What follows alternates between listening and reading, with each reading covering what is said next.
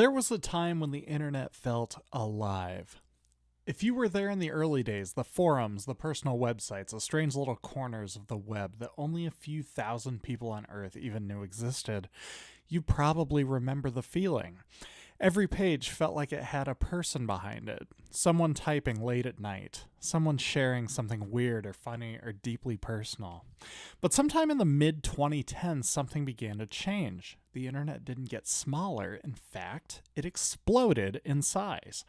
And yet many longtime users began to feel something unsettling. The web felt emptier. Conversation started to feel artificial. Content began repeating itself. And a strange idea began spreading through online forums. What if much of the internet wasn't human anymore? Tonight on the Midnight Drive, we're exploring one of the strangest modern digital myths, the dead internet theory.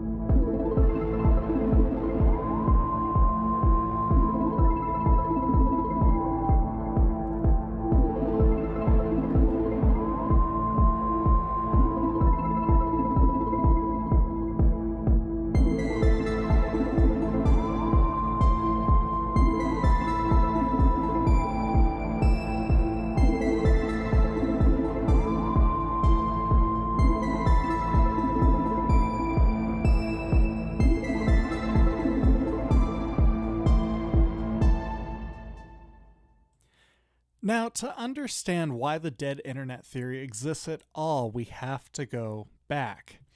Back to a version of the internet that feels almost unrecognizable today. In the early 2000s, the web was messy, chaotic, unfiltered, and unmistakably human. Back then, the internet wasn't dominated by a handful of giant platforms. Instead, it was scattered across thousands, maybe millions of independently run websites. People built personal pages on services like GeoCities and AngelFire. Forums sprang up around every possible hobby you could imagine. Cars, music, computers, urban legends, and strange niche interests that might only attract a few hundred enthusiasts worldwide. But those communities were real. You got to know the usernames. People built reputations.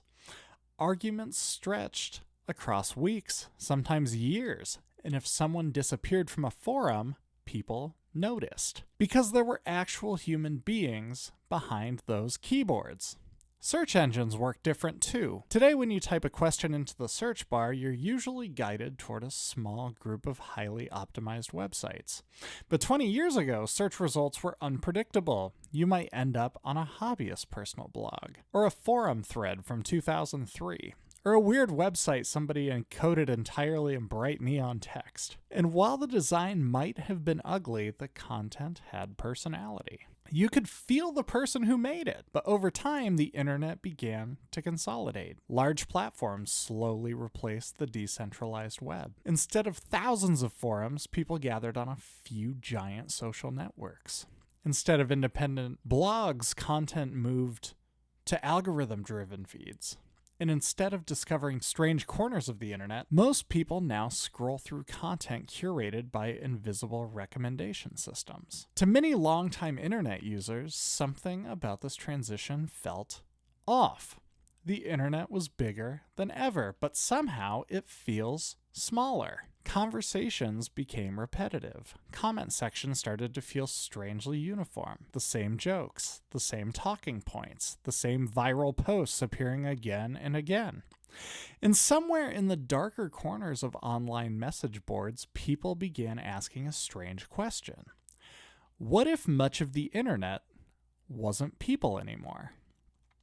The idea, now known as the dead internet theory, first appeared in the early 2020s in a long forum post that circulated across image boards and discussion sites. The post claimed something unsettling. According to the author, a large portion of online content might no longer be created by humans. Instead, it might be generated by automated systems, bots, algorithms, artificial intelligence, and coordinated marketing networks designed to manufacture engagement. The author described a feeling many internet veterans recognized immediately. The internet felt empty. Not literally empty.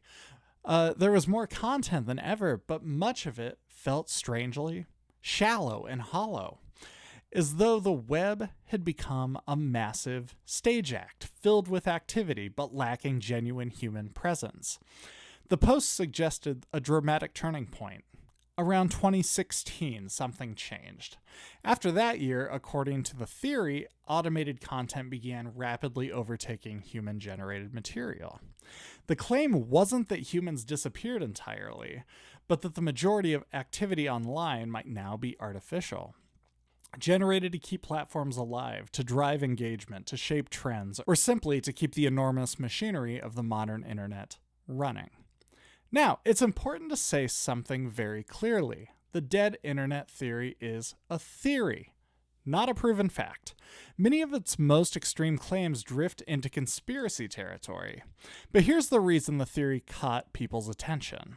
Some parts of it are actually grounded in reality, because automated systems really do make up a massive portion of internet activity today. Bots are constantly crawling the web. Search engines rely on automated indexing programs that scan billions of pages. Social media platforms deploy algorithms that promote, suppress, and organize content. And many companies use automated systems to generate articles, product descriptions, and news summaries. In fact, some studies have estimated that a significant portion of the internet's traffic is non-human. Web crawlers, scrapers, spam bots, advertising trackers, automated accounts. Much of the internet's activity isn't people talking to each other anymore. It's machines talking to other machines. And once you start noticing it, you start seeing it everywhere. Consider the strange ecosystem of modern content farms. If you've ever searched for a simple question online, something like, how to fix a leaky faucet, or why is my phone battery draining so fast, you've probably encountered websites filled with strangely generic articles. Pages that appear helpful at first glance, but then feel oddly hollow when you read them. Paragraphs filled with carefully arranged words. Answers that come across as vague, sentences that repeat the same information in slightly different ways. For years, many of these articles were written by low-paid freelance writers working under intense production quotas. But in recent years, another shift has occurred. Increasingly, these articles are generated by artificial intelligence systems designed specifically for search engine optimization, or SEO. Their purpose isn't necessarily to help readers. Their purpose is to rank in search results, to attract clicks, to generate advertising revenue, which raises a strange possibility. If a massive percentage of written content online is created primarily to satisfy algorithms rather than humans, who is the internet really for? People or machines? Then, of course, there's the phenomenon of bot traffic. Automated accounts have existed on the internet for decades. At first, many were simple spam programs. They flooded forums with advertisements, posted suspicious links, or attempted to scam users. But modern bots are far more sophisticated. Some mimic human conversation patterns. Others automatically repost trending content. Some are designed to amplify certain messages or promote specific products. Researchers studying social media platforms have repeatedly found engagement of large networks of automated accounts. Sometimes they're used for marketing campaigns, sometimes for spreading misinformation, sometimes simply to inflate follower counts and engagement metrics. And in many cases, ordinary users can't tell the difference. If you want to join the conversation, weigh in on what you think about the dead internet theory, go ahead and send us a text or leave us a message at 402-610-2836. You're listening to The Midnight Drive. Welcome back. Tonight on The Midnight Drive, we are talking about the dead internet theory. Now, when people first hear the phrase dead internet theory, they often imagine something quite dramatic. Armies of artificial intelligences flooding the web, a hidden system quietly replacing human voices with synthetic ones. But the reality behind much of the modern internet is actually way more mundane, and in some ways even stranger. Because many of the forces reshaping the web today aren't mysterious at all. They're economic. The modern internet runs on attention, clicks, views, shares, engagement. Every time someone watches a video, scrolls through a feed, or taps on an article headline, that attention can be translated into advertising revenue. Which means that generating attention has become an industry. And wherever attention becomes currency, automation inevitably follows. One of the largest and least visible components of this ecosystem is what researchers sometimes call the bot economy. These are networks of automated accounts designed to simulate human activity online. Some bots are very simple. They repost content, automatically like posts, or retweet popular messages. Others are far more complex. They're designed to engage in conversations, respond to comments, and mimic human behavior convincingly enough that casual users rarely suspect anything unusual. And they exist everywhere. Social media platforms, comment sections, product reviews, even live chat systems. In many cases, the goal is relatively straightforward. Inflate engagement numbers, boost visibility, make something appear popular. Because once content appears popular, algorithms are more likely to promote it, which brings in real human attention. And that attention generates revenue. This has created an unusual feedback loop. Artificial engagement attracts real engagement. Real engagement generates money. And that money encourages more automation. Over time, entire industries have emerged around manipulating online metrics. There are services that sell followers, services that sell views, services that sell positive reviews. Some operate openly, others operate in the shadows. But all of them rely on one basic principle. If the internet rewards activity, activity can be manufactured. And often, it is. Now, there's also the content farms. If you spent time searching for information online, you've probably encountered at least one. They often appear in search results with titles like 10 easy ways to improve your sleep, 7 signs your phone battery is dying, 5 mistakes people make when cooking pasta.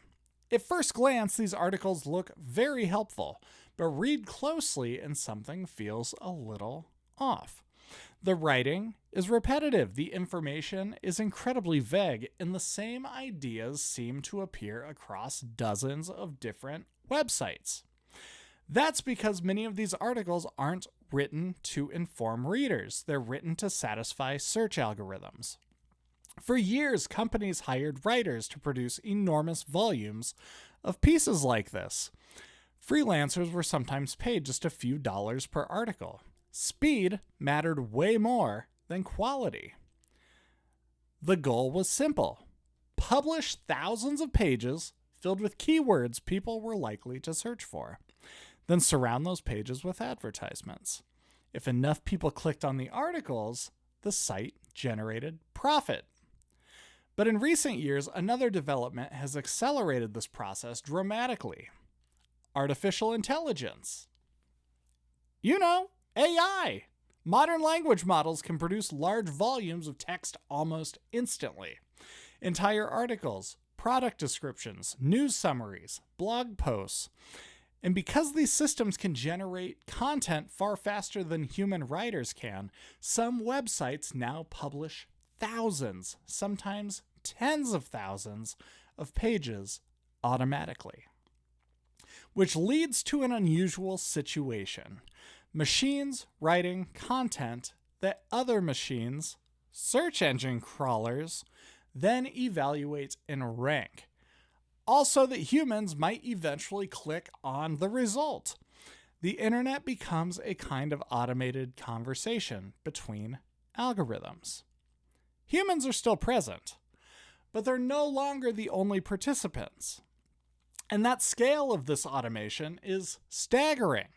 Studies of web traffic have repeatedly found that a large percentage of internet activity comes from non-human sources. Search engine crawlers, advertising trackers, data scrapers, monitoring systems, security scanners, automated bots moving quietly through the infrastructure of the web. At times, these automated systems generate more traffic than actual users, which means that in a very literal sense, much of the internet really is machines interacting with other machines. Not because of any type of secret plan, but just because the automation is simply efficient. If a company can deploy a program to monitor millions of websites in seconds, why rely on human labor at all? Social media adds another layer to this whole system. Modern platforms rely heavily on algorithms to decide on which users to see. These recommendation systems analyze enormous amounts of data. What people click, how long they watch, which posts they like, which topics generate emotional reactions. And then the system learns to deliver more of that kind of content. In theory, the goal is to keep users engaged. But in practice, something else often happens. Content begins optimizing itself for algorithms. Creators learn which styles of posts perform best, which headlines attract clicks, which phrases trigger engagement, and slowly, content across the platform begins to converge. Different creators, different accounts, but strangely similar posts, similar jokes, similar outrage, similar emotional tone. The result can feel strangely artificial, not because machines replaced humans, but because humans adapted to the machines. Then there's the rise of artificial influencers. In recent years, computer-generated characters have begun appearing across social media. Digital personalities with carefully crafted appearances, backstories, and enormous followings. Some of these characters promote clothing brands, others endorse technology products. Some simply post lifestyle content, photos of vacation, meals, and everyday activities. But behind the scenes, they aren't individuals. They're marketing constructs. Teams of designers and writers control the accounts. Every single post is deliberate. Every single comment is carefully curated. The goal is to create the illusion of authenticity. And in many cases, it works. Millions of followers interact with these digital personalities without realizing that they aren't even real people, which raises a fascinating philosophical question. If a fictional character posts something online and millions of real humans respond to it, is that interaction any less real? Or is it simply another layer of modern media? But perhaps the most unsettling development is one that has exploded over the past few years. AI-generated media. Not just text, but images, videos, music, and even synthetic voices.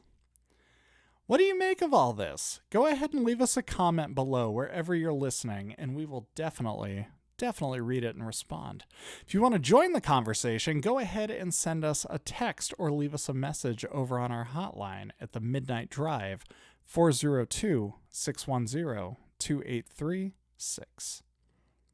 Once again, the Midnight Drive hotline, 402-610-2836. And we're back on the Midnight Drive. Tonight we are talking about the dead internet theory. Now, if the interest were simply filled with automated bots posting harmless content, the dead internet theory probably wouldn't exist. But the internet is not just a repository of information. It's also a system for amplifying ideas. And amplification changes everything because the modern web doesn't treat all content equally. Algorithms decide what rises and what disappears. Every major social platform uses recommendation systems. These systems analyze engagement signals to determine what content should be shown to more people. Posts that generate reactions, likes, shares, comments, watch time, those are all more likely to be promoted. Content that receives little interaction fades very quickly. At first glance, this seems reasonable. After all, platforms want to show users things they find interesting. But there's an unintended consequence. Emotion spreads faster than information. Posts that trigger strong reactions, anger, fear, excitement, outrage, tend to travel further than calm, measured discussions. And once creators realize this, content begins evolving in response. Headlines become more dramatic. Opinions become more extreme. Nuance becomes way less visible because nuance rarely goes viral. Automated systems can accelerate this process. Bot networks have been used in various contexts to amplify specific messages. Sometimes for marketing campaigns, sometimes for political influence, sometimes simply to manufacture the appearance of popularity. Researchers studying online behavior have repeatedly found evidence of coordinated bot activity across multiple platforms. These accounts often share certain characteristics. They post frequently, they repost identical content, and they interact heavily with each other to create the illusion of widespread agreement. Once enough engagement accumulates, algorithms may interpret that activity as genuine popularity, which leads to even greater visibility. And at that point, real users begin encountering the content, and the cycle continues. Artificial engagement triggering real engagement reinforcing artificial signals. This dynamic became particularly visible during several major global events in the late 2010s and early 2020s. Periods when public attention was focused intensely on unfolding news. During those moments, social media platforms became primary sources of information for millions of people, but they also became fertile ground for misinformation. False claims could spread rapidly, misleading images circulated widely, and automated accounts often played a role in accelerating the spread. Researchers studying these patterns found something interesting. Most misinformation did not originate from bots. It was created by humans, but bots helped amplify it by liking it, sharing it, repeating it, until it appeared far more popular than it actually was, which encouraged more humans to spread it further. In this way, automated systems sometimes acted like accelerants in a digital wildfire. They didn't necessarily start the fire, but they helped spread it faster. This doesn't mean that every viral rumor or misleading post is part of some coordinated effort. It's far from it. In many cases, misinformation spreads simply because humans are drawn to emotionally compelling stories, especially during uncertain or unprecedented times. But when automated amplification enters the equation, the scale increase dramatically. Suddenly, a single misleading claim can reach millions of people within hours, long before fact-checking or context has any shot to catch up with it. And this leads to one of the most unsettling aspects of the modern internet, the sheer speed of it all. Information now moves through global networks almost instantly. If a rumor is posted in one country, it can reach audiences across the planet in literally minutes. A viral video can accumulate millions of views before anyone verifies whether it's genuine. And algorithms designed to maximize engagement often prioritize speed over accuracy.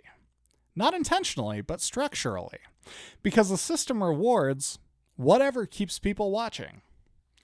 All of this creates an environment where distinguishing truth from noise becomes increasingly difficult.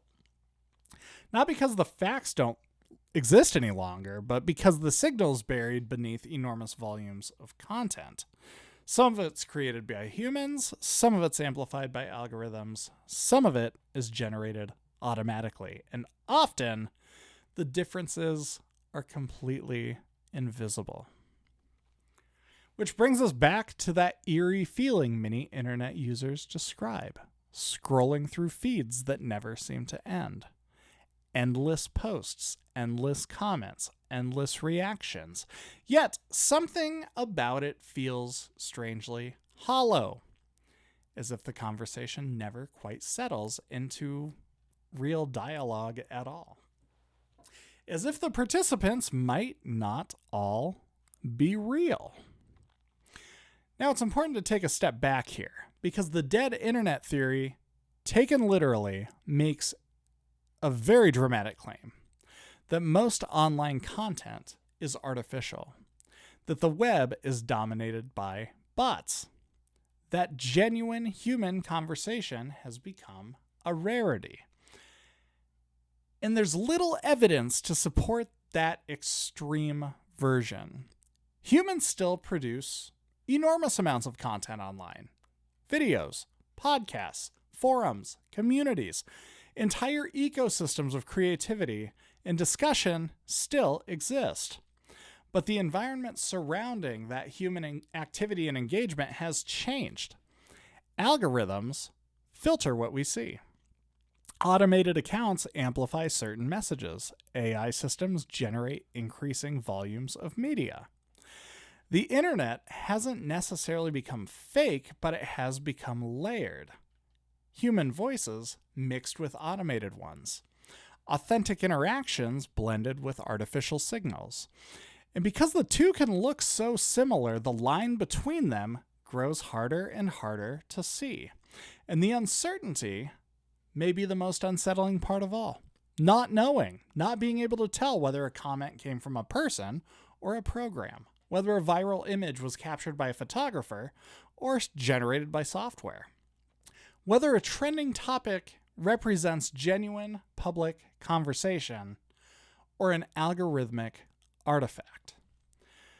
For the first time in human history, large portions of our public conversation now take place in an environment where identity itself can be ambiguous, where anyone or anything can participate, and where the difference between human and machine may eventually become impossible to detect. And when we come back for our final segment tonight, we'll step back and ask a bigger question. Is the internet actually dying, or is it simply evolving into something new? Because despite all the automation, all the algorithms, and all the artificial voices, there's still one thing the internet cannot manufacture: authentic human connection. And that might be the key to understanding what's really happening online. What do you make of all this? The million-dollar question: is the internet more machine-to-machine interactions at this point, Or is it human-to-human interactions? Or is it some kind of hybrid of the two? Everything we've been talking about seems to lead to the latter. If you'd like to join the conversation, leave a comment below or reach out to us on our hotline, 402-610-2836. You're listening to The Midnight Drive. Welcome back to The Midnight Drive. This is our final segment talking about the dead internet theory. After all of this, the bots, the algorithms, the automated content, the viral misinformation, we're left with a haunting question. Is the internet actually dying? Or at least becoming something fundamentally different from what it once was? The answer might depend on how we define the internet in and of itself. If you measure the internet by scale, it has never been more alive. There are more users than at any point in history. Billions of people connected across the globe. Every minute, thousands of hours of video are uploaded. Millions of posts appear across social media. And entire industries now operate almost entirely online. In terms of sheer activity, the internet is booming. But scale alone doesn't define culture. And many longtime internet users argue that something essential has changed. The early web felt decentralized, independent, exploratory. You could wander from one strange website to another. Forums were small enough that people recognized each other. Communities formed naturally around shared interests. But the modern internet is dominated by platforms. A handful of enormous companies host much of the world's online activity. And their algorithms shape what billions of people see each and every day. Instead of exploring the web, most users now consume curated streams of content. Recommended videos, recommended posts, recommended articles, all filtered through invisible systems designed to maximize engagement. This isn't necessarily malicious, but it does change the character of the internet itself. The web becomes less like a wilderness and more like a series of carefully managed cities. This shift might explain why some people experience the internet as feeling smaller than it used to be, even though it's larger than ever. When algorithms prioritize popular content, the same posts circulate widely. The same creators dominate feeds. The same topics trend across platforms. The result can feel strangely repetitive, as though everyone online is looking at the same handful of things at the same time. Meanwhile, countless smaller communities continue to exist, quietly, outside of algorithmic spotlight. Forums still operate, independent websites still thrive, niche communities still gather around obscure interests. But discovering them requires deliberate effort. You have to go looking for them because the algorithm rarely will lead you there. And perhaps that's the real insight hidden within the dead internet theory. Not that the internet is dead, but that the visible internet, the portion most people encounter daily, is increasingly shaped by automated systems. Algorithms determining what appears in the feeds. Recommendation engines decide what becomes popular.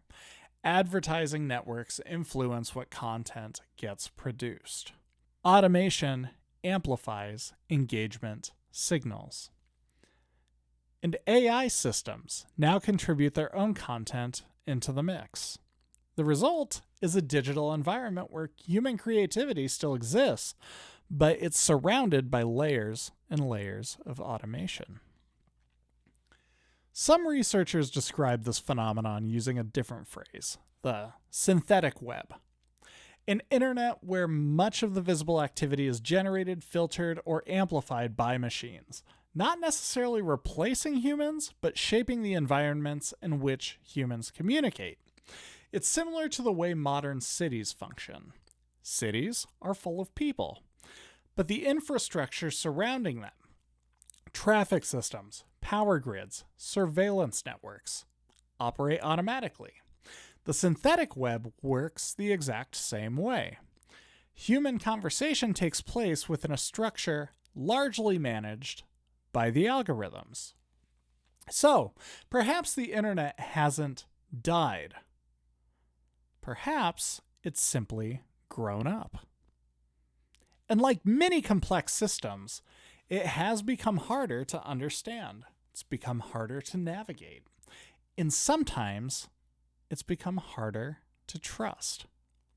But that doesn't mean authentic human spaces have disappeared. They definitely still exist in the smaller forums, the private communities, independent creative platforms, places where people gather not because of the algorithm recommended it, but because they chose to be there.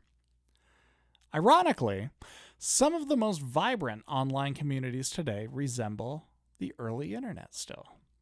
Small, focused, deeply human, podcasts, specialized Discord servers, independent newsletters, niche forums dedicated to hobbies, research, and creative work. These spaces might not dominate trending feeds, but they thrive quietly beneath the surface of the larger web. It's proof that human connection online hasn't vanished. It's simply moved to different corners. And perhaps that's the real lesson behind the dead internet theory. Not a warning that the internet is gone, but a reminder the internet we see is not the entire internet. The visible web is curated, filtered, optimized, designed to capture attention. But beyond that layer, countless real conversations continue every day. People continue sharing ideas. People continue building communities. People continue creating art. People continue telling stories. It's still very much alive. Which means the internet isn't dead. But it might be evolving into something far stranger than anyone imagined when the first websites went online. A place where humans and machines coexist. Where algorithms shape the conversations. Where artificial voices mix with the real ones. And where the challenge isn't simply finding information anymore, but finding authenticity. And perhaps that's the most important skill for navigating the modern web. It's not technical expertise. It's not even skepticism, but it's awareness. Because at the end of the night, behind every screen, somewhere out there, there is still a real person listening, thinking, wondering, just like